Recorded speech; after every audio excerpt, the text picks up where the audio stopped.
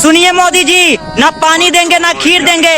अगर लुम्बिनी और कपिल वस्तु मांगोगे तो ग्रेटर नेपाल के साथ साथ तुम्हारा हिंदुस्तान भी छीन लेंगे। कि ये सरकार निकम्मी है और जितने भी सरकार के लोग इस वीडियो को देख रहे हैं, मैं साफ साफ और सीधे शब्दों में कहना चाहता हूं कि तुम्हारी सरकार निकम्मी है। आज हमारे देश का जो सबसे बड़ा मुद्दा है। Hi, this is Travel Master Binay Shawl. Welcome back to the channel. So today's episode we're gonna be discuss about our nation, India, and Indian mentality. What people think of education, sociopolitics, and many more. So guys, stay tuned with my videos till the end. If you haven't subscribed to my channel, please hit the subscribe button and don't forget to like, share and comment. Come on, let's get started. तो guys, हम लोगों के देश में, India में हर कोई लगा पड़ा है जाति के पीछे, धर्म के पीछे, हिंदू, मुस्लिम, सिख, ईसाई। जिस तरह हम रंगों को भी बांटते जा रहे हैं कि लाल हिंदू का है और हरा मुसलमान का है, तो वो भी दिन दूर नहीं कि सारी की सारी हरी सब्जियां मुसलमानों के हिस्से में आ जाएंगी और हिंदुओं के हिस्से में सिर्फ टमाटर और गाजर आएंगे। अब ये नहीं समझ में आ रहा है कि ये तरबूज किसके हिस्से में आएगा। ये अंदर से हिंदू और बाहर से मुसलमान ही रह जाएगा। जब से नरेंद्र मोदी की सरकार आई है 2014 के बाद, कुछ सही हो ही नहीं रहा। ना आपका डिमोनेटाइजेशन काम कर रहा है, ना आपका जीएसटी काम कर रहा है, ना आपका गंगा नदी साफ हो रहा है, ना आपका न्यू एजुकेशन पॉलिसी चल रहा है, ना कोई बिजनेस ढंग का चल रहा है। सिर्फ अडानी अंबानी का बिजनेस चल रहा है ढंग का, बाद बाकी कोई बिजनेस नहीं चल रहा। और सबको क्या चाहिए? जाति चाहिए, धर्म चाहिए और बहुत सारा चीज़। तो फिर इतना सारा चीज़ आप लोगों को चाहिए, तो फिर सरकार को क्यों नहीं बोल देते? क्यों आप लोगों ने वोट दिया है सरकार को? आप लोगों ने वोट दिया है मंदिर बनाने के लिए, गुरुद्वारा बनाने के लिए, चर्च बनाने के लिए और बहुत सारा मंदिर बनाने के लिए, राम मंदिर बनाने के लिए। तो फिर आपको डेवलपमेंट कहाँ से दिखेगा? डेवलपमेंट दिखेगा ही नहीं। आपने तो स्कूल, कॉलेज, यूनिवर्सिटी के लिए तो वोट नहीं दिया है सरकार को, रोड बनाने के लिए तो दिया ही नहीं है, बिजनेस बढ़ाने के लिए, नौकरी पाने के लिए तो दिया ही नहीं है सरकार को वोट। तो फिर आपको कैसे मिलेगा नौकरी? छोटा सा जिला चलाने के लिए आईएएस की तैयारी करनी पड़ती है और देश चलाने के लिए अनपढ़ों को चुन लेते हो। कहां से होगा हमारे देश का विकास? फ्री में नमक चना तेल दे सकते हो पर फ्री में शिक्षा नहीं दे सकते। अरे क्यों दोगे शिक्षा? क्योंकि शिक्षा तो सवाल पैदा करती है ना। दोस्तों, अगर मेरे बात से सहमत हो तो शेयर जरूर कीजिएगा। धन्यवाद। कैसे आपका बिजनेस आगे बढ़ेगा? कैसे आपका देश आगे बढ़ेगा? देश आगे बढ़ाने के लिए तो आपने वोट नहीं दिया है नरेंद्र मोदी को। नरेंद्र मोदी को आपने क्यों वोट दिया है? देश को आगे बढ़ाने के लिए, देश को विकसित करने के लिए, देश को 5 ट्रिलियन इकोनॉमी बनाने के लिए, देश को विश्वगुरु बनाने के लिए। अभी बहुत सारे चूल्हे चपंडे, लफंगू, गांडू सब, घोचू सब कमेंट करेगा आके। उसको पता ही नहीं है। सबको चाहिए धर्म, सबको चाहिए जाति, किसी को ना एजुकेशन चाहिए, ना बिजनेस कुछ करना है, कुछ नहीं। सिर्फ उसको मंदिर चाहिए, मस्जिद चाहिए और बहुत सारा चीज़ उसको सिर्फ पूजा पाठ में व्यस्त रखने के लिए चाहिए और कुछ नहीं। और बाद में बोलेगा कि हाँ हम लोग नहीं बढ़ रहे हैं, नहीं बढ़ पा रहे हैं। अरे घोचू, कैसे नहीं बढ़ पा रहे हो? आपने जिसको सरकार चुना, आपने जिस सरकार को चुना, चाहे स्टेट वाइज में या सेंट्रल में, तो वो आपके लिए कैसे काम करेगा? जबकि आपने जो वोट दिया है उसको देश को आगे बढ़ाने के लिए नहीं दिया है।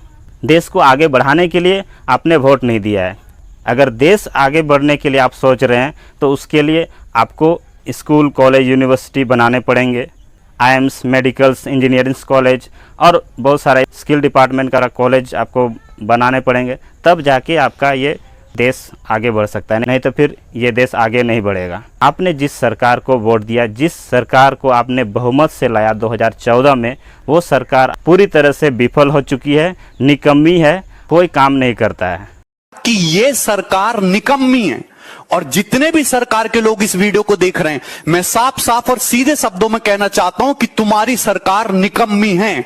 आज हमारे देश का जो सबसे बड़ा मुद्दा है, सबसे बड़ा मुद्दा केवल एक है। इस समय भारत में 10 करोड़ से ज्यादा लोग किसी ना किसी तरीके की बेरोजगारी से जूझ रहे हैं। 2 करोड़ से ज्यादा लोगों की नौकरियां केवल और केवल इस कोरोना के टाइम में गई।